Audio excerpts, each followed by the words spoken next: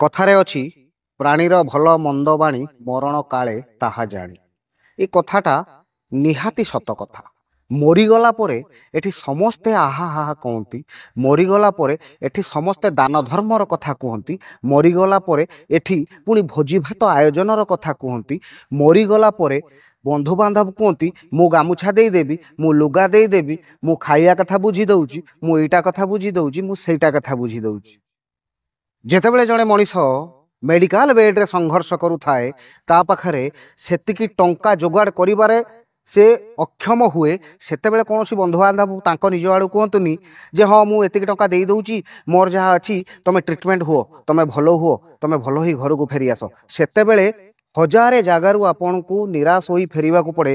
ହଜାରେ ଜାଗାରୁ ଆପଣ ଟଙ୍କା ମାଗି ନିଜକୁ ଲଜ୍ଜିତ ହେବାକୁ ପଡ଼େ।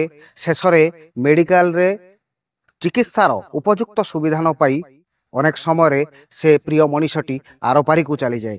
ସେ ସମୟରେ ତ କେହି ସହଯୋଗର ହାତ ବଢ଼େଇବେନି, ହେଲେ ମଲା ପରେ କିଏ ଭୋଜି ଭାତ ଦେବ, କିଏ କେତେ ଭାର ବ୍ୟବହାର ଦେବ, କିଏ କେତେ କାହା ପାଇଁ କରିପାରିବ, କିଏ ଲୁଗା ଦେବ, କିଏ ବ୍ରାହ୍ମଣ ବିଦେକି କରିବ, ସେଇ କଥାକୁ ସମସ୍ତେ ଧ୍ୟାନ ଦିଅନ୍ତି। କାହିଁକି ନା ସେତେବେଳେ ପରା ନାଁ କୁହାଯିବ ଇଏ ଜଇଁ ଅମକେ ଦେଇଛି, ସିଏ ବନ୍ଧୁବାନ୍ଧବ ସମକେ ଦେଇଛି। କିନ୍ତୁ ମେଡିକାଲ ବେଡ୍ରେ ଯେତେବେଳେ ଟଙ୍କା ଖର୍ଚ୍ଚ କରିବା କଥା କୁହାଯାଏ ବା ଚିକିତ୍ସା ଖର୍ଚ୍ଚ ଯାହାକୁ କୁହାଯାଏ, ସେତେବେଳେ ପରା କେହି କାହା ନାଁ ନେବେ ନାହିଁ। ସେଇଥିପାଇଁ ବୋଧେ ପ୍ରାଣୀର ଭଲ ମନ୍ଦ ବାଣୀ ମରଣ କାଳେ ତାହା ଜାଣି। ଏଇ ତ ଜୀବନର କଥା।